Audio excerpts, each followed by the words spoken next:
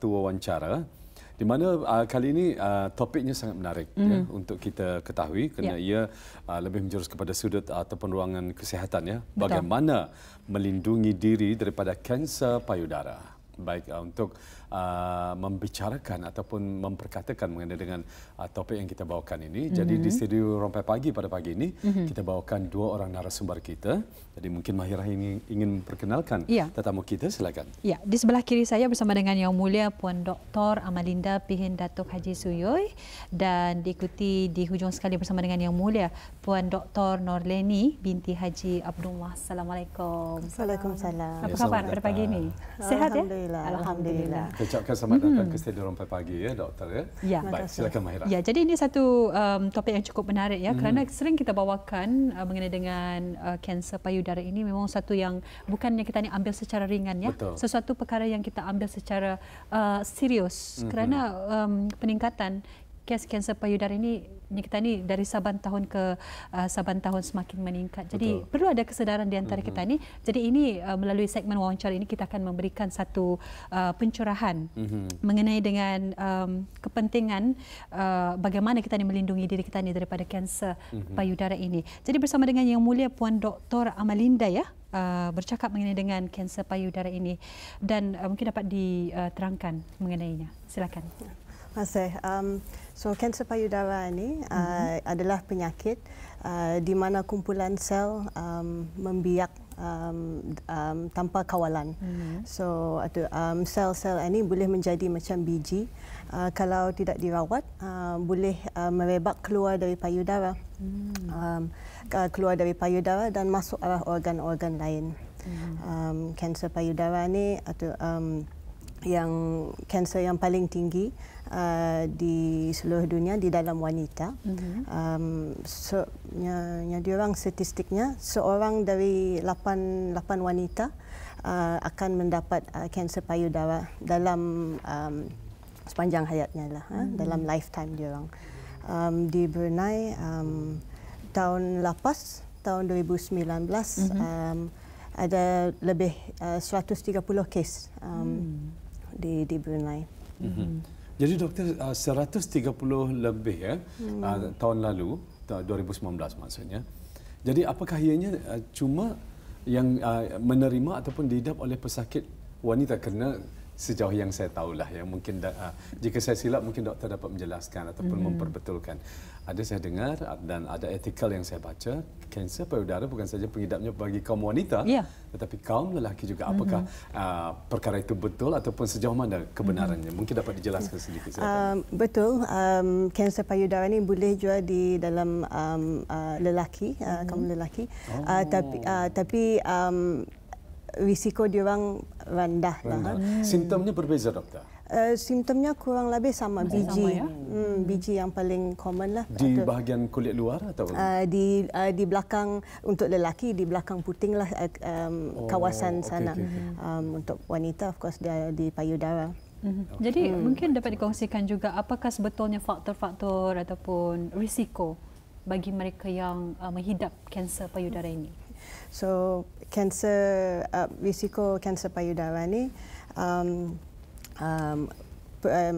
wanita atau yang paling tinggi lah, sebab menjadi wanita.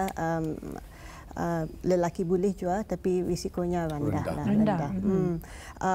Meningkat umur juga, so kanser ni lagi common dalam umur yang selepas menopause biasanya, untuk di seluruh dunia. Tapi di Brunei ada juga orang muda lah yang dapat breast cancer ni. Jadi tidak mengenal usia lah ini doktor? Ada juga lah, atau as in usia meningkat, yes. Tapi di Brunei our case yang untuk dalam wanita muda atau tinggi juga. Biasanya doktor, umur berapa tahun tu kalau macam yang memperoleh waktu usia yang muda. Kebanyakannya dalam umur 40-an, 40 ke 50 sama 50-an. Jarang terdapat yang 20-an. 20-an bagaimana? Jaranglah, tapi ada juga. So tahun yang lalu ada yang umur 27 tahun atau yang ada kanser. Tapi masih boleh dirawat. Alhamdulillah boleh dirawat. Tapi kebanyakannya dalam umur 40 ke 60. Kalau di negara Brunei Darussalam ya? Di negara Brunei Darussalam. Ya. Jadi kalau untuk kita ni melindungi diri daripada kanser payudara ni, mungkin ada beberapa penjelasan daripada Puan Doktor. Bagaimana? So ada risiko yang out of our control lah kiranya, tapi ada juga risiko yang kami dapat mengamalkan cara hidup yang sihat kami dapat mengamalkan untuk kurangkan risiko kita ni, macam exercise, kegiatan atau physical, regular exercise, pemakanan yang sihat, kurang lemak, kurang gula. Itu juga supaya kiranya our weight itu jadi stable. Kalau kalau orang yang obese, risiko dia orang tinggi. Yang kami atau untuk mengelakkan atau merokok sama alkohol, minum alkohol, itu juga boleh sebagai penyumbang ya. Untuk kalau merokok boleh juga tinggi juga risiko kanser itu. Ya. Mungkin doktor dapat jelaskan mengapa pengesahan awal kanser payudara ini penting, doktor? Pengesahan awal kalau kanser ni, kanser payudara, alhamdulillah kalau didiagnose awal, tahap awal, rawatannya boleh kiranya senang sikit. Macam kalau pembedahan boleh semestinya yang pembedahan besar. Ada kemungkinannya Indah perlu berkemoterapi kalau tahap awal, kalau kedapatan awal. Tahap ini berkaitan dengan survival rate, so jangka hidup, survival rate lah kiranya. So kalau kedapatan awal, berdiagnose sama dirawat awal, insyaAllah atau survival rate itu tinggi. Ya, itu Abdul ya. Dia saranan daripada doktor sendiri mengatakan bahawa untuk membuat pemeriksaan ataupun pengesahan awal itu sangat-sangat penting, doktor ya. Ada satu ungkapan ya, prevention is better than cure. Kita ni mencegah adalah lebih baik daripada mengubati. Betul sekali, jadi perlulah pengesahan awal itu dengan cuba untuk berjumpa dengan doktor ya jika ada rasa-rasanya simptom-simptom ataupun gejala-gejala kanser payudara ni. Mungkin ada seperti yang dinyatakan, ada yang malu ya untuk berjumpa doktor. Atau merasa takut ya. Bimbang jika itu ianya sebab-sebabnya doktor ya. That's true. Ya, baik. Jadi untuk seterusnya, mengapa pengesanan ya awal kanser payudara ni penting untuk orang ramai khususnya? Cara untuk detect kanser awal, yang ada dua caranya lah. Yang satu periksaan sendiri, so self breast examination boleh juga. Itu yang penting, kami selalu advise atau wanita untuk cek diorang sendiri di rumah. Biasanya atau kalau menses masih untuk wanita yang masih bermenses, yang paling accurate untuk periksa ni is 7 ke 10 hari selepas first day menses diorang, atau mencek boleh masa limpang di katil atau masa time bilik mandi. Ya, mesti mencek untuk biji, melihat kalau ada perubahan dalam payudara, macam puting termasuk, ada kemerahan apa, atau rasa karas sudah. So semua tanda-tanda itu boleh menjadi tanda kanser. Bukan semestinya kanser, tapi tanda-tanda itu mesti berbawa cek lah. Iyalah. Jangan dibiarkan. Jangan dibiarkan.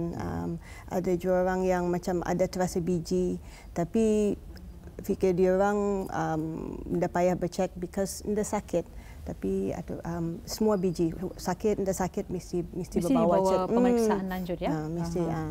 Iya. Jadi kalau bagi sekiranya ibu bapa, bagi ibu lah khususnya yang baru saja melahirkan anak ya, apa namanya ni? Bagaimana jika sekiranya mereka menyusukan anak dalam metani, adakah ianya ada mengurangkan risiko kanser payudara? Macam mana tu, Puan Doktor? So kalau menyusukan anak lebih 6 bulan, insyaAllah ada kurang juga risiko mendapat kanser payudara ni. Tapi of course masih ada risikonya lah. Tapi ada kurang sikit. Mengurangkan ya. Mengurangkan sikit. Ya. Baik, terima kasih Dr. Amalinda di atas perkongsiannya, dan nanti insyaAllah kita akan bersama dengan doktor lagi ya. Dan berikutnya Auda, kita bersama dengan ada yang ingin kita tanyakan yang sangat penting juga bersama dengan Dr. Nurleni.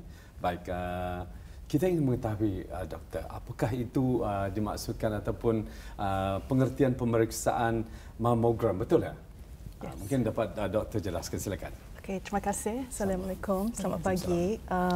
Mammogram ialah pemeriksaan X-ray yang beradiasi rendah untuk payudara. Pemeriksaan mammogram ini dilakukan kepada wanita yang tiada simptom atau tiada tanda kanser pada payudara. Dan mammogram ini mungkin dapat mengesan kanser yang kecil yang tidak dapat dikesan dari self breast examination, dari pemeriksaan sendiri payudara. Jadi kepada siapa ni sebetulnya yang patut mendapatkan pemeriksaan mamogram ini? Okey. Kita ni ada program penyaringan kanser payudara kebangsaan yang dimulai pada September 2019 tahun lepas. Ia mensasarkan wanita-wanita yang berumur 40 ke 69 tahun. So these ladies, wanita-wanita yang berumur 40 ke 69 tahun ini digalakkan menjalani pemeriksaan saringan mammogram every 3 years, setiap 3 tahun. Ya, jadi tadi dinyatakannya yang mana pemeriksaan mammogram ini ditawarkan secara rutin kepada bagi mereka wanita yang berumur 40 tahun ke atas. Jadi kenapa ianya tidak ditawarkan secara rutin kepada mereka ataupun wanita yang berumur di bawah 40 tahun ini, Puan Doktor? Kadang-kadang keputusan mammogram untuk wanita yang berumur di bawah 40 tahun ini tidak tepat kerana payudara mereka ni selalunya terlalu padat dan kadang-kadang ini boleh menyebabkan sukar untuk menterjemah mammogram itu. So this will lead to laporan mammogram yang tidak jelas, tidak normal, tapi sebenarnya tiada kanser di dalam payudara itu. So ini akan menyebabkan penyiasatan yang tidak diperlukan kadang-kadang seperti breast biopsy, iaitu mengambil contoh kepada payudara itu. So ini risikonya is very small, tapi ada risikonya lah. Okay. And then ianya juga boleh menjadi kebimbangan, stres atau tekanan kepada wanita itu.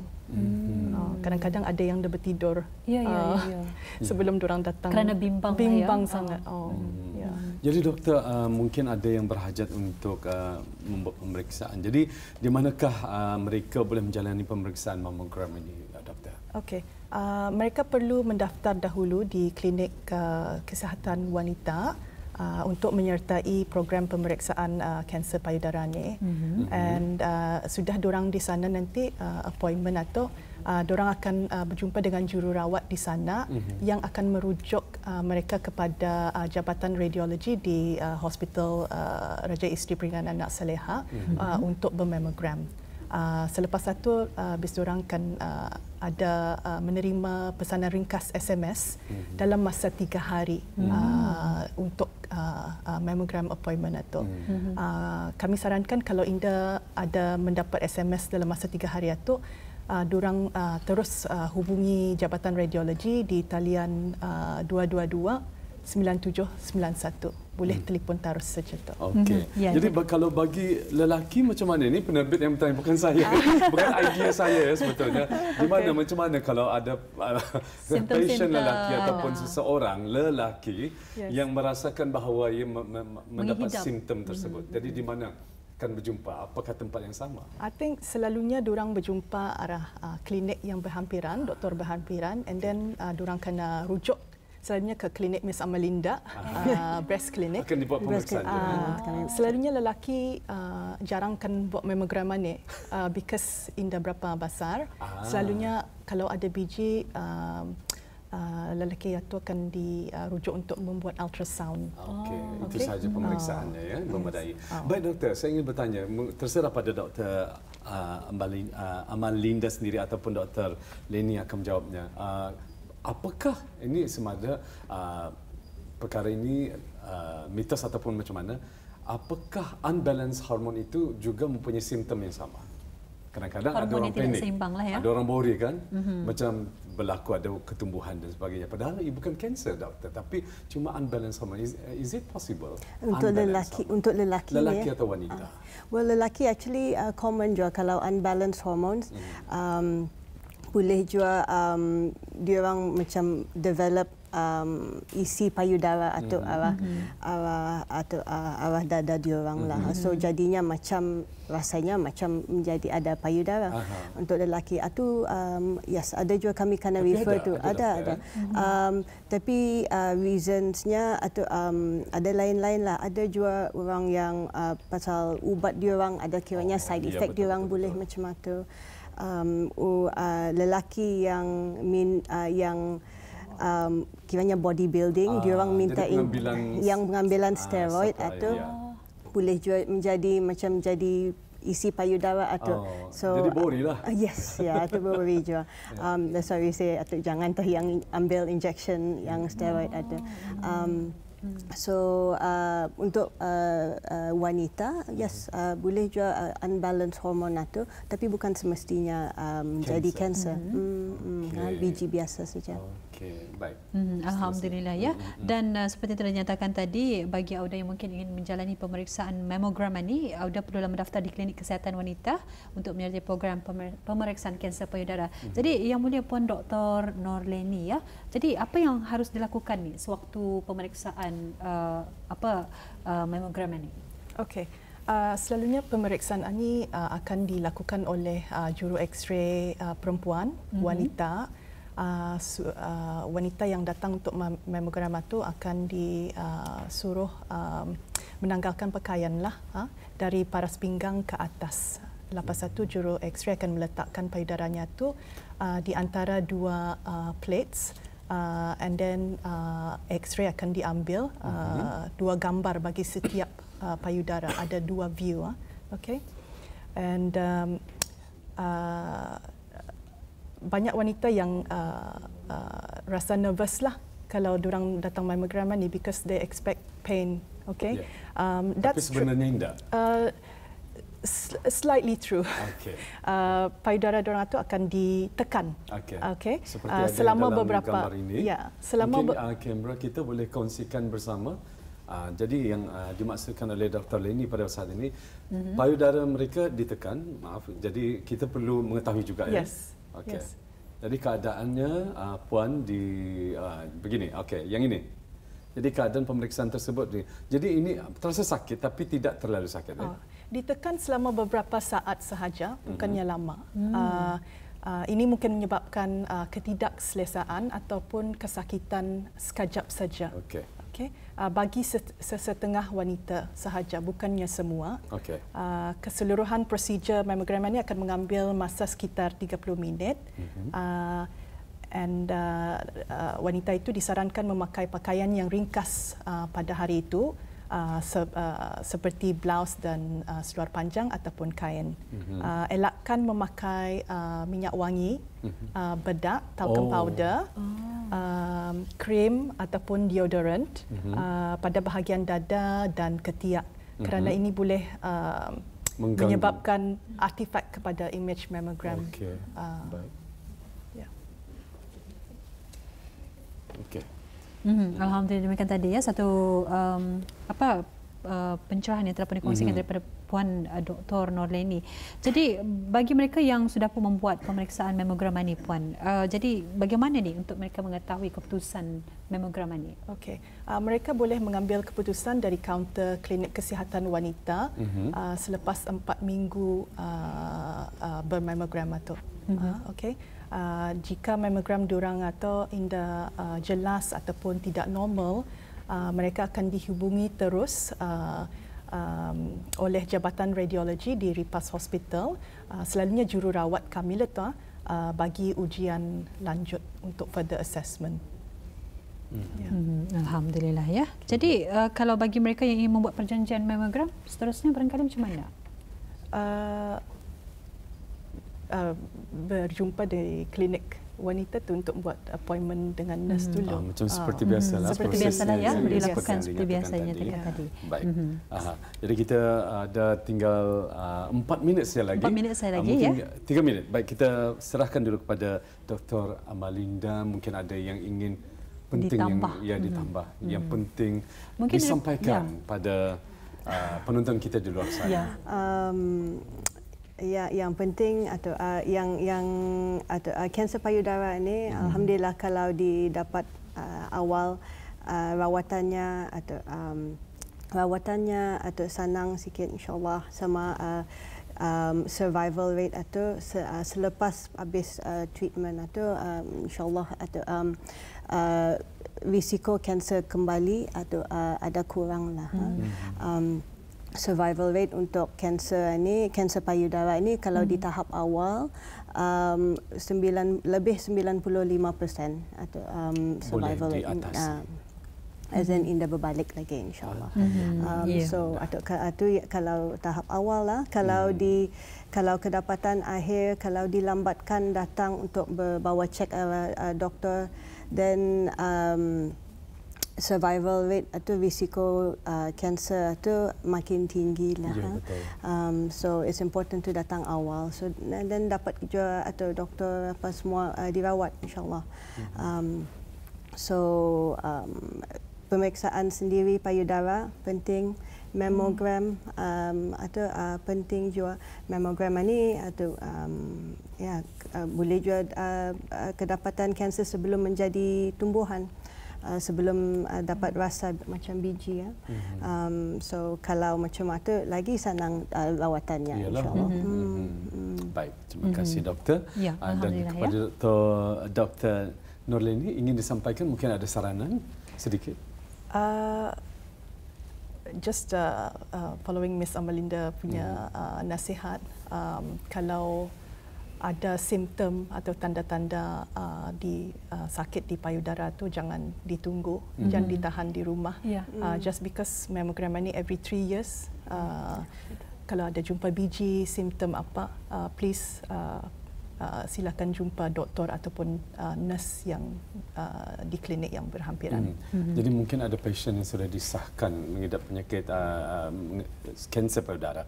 Jadi apa yang seharusnya dilakukan oleh ahli keluarga terdekat untuk memberi mereka semangat untuk jangan mudah berputus asa? Mungkin ada saranan. Siapa? Agaknya Dr. Linda, silakan. Membantu mereka supaya mereka tabah. I think untuk semua treatment kanser ni, kanser treatment ni walaupun I think diagnosis wanita yang dapat diagnosis kanser ni andangnya diorang takut. Dari hospital kami dapat nasihatkan as in ini rawatannya, ini kami bagi boleh treatment, tapi keluarga ni di rumah penting juga diorang mesti support juga family yang atau family member yang diorang ada kanser ni sebab diorang takut and then kadang-kadang macam orang yang terpaksa kemoterapi, andangnya diorang rasa lemah atau lepas bagi kemo atau andangnya macam liur diorang nafsu diorang makan atau kurang. Mesti bagi support sajalah, encourage diorang makan, mencari makanan yang diorang suka. menolong diorang, bawa diorang ke hospital, kalau boleh nunggu sama diorang untuk treatment itu yang penting lah, keluarga yang penting. Alhamdulillah. Jadi terima kasih doktor atas penjelasannya. Ya, alhamdulillah. Jadi kita ucapkan terima kasih. Assalamualaikum. Waalaikumsalam.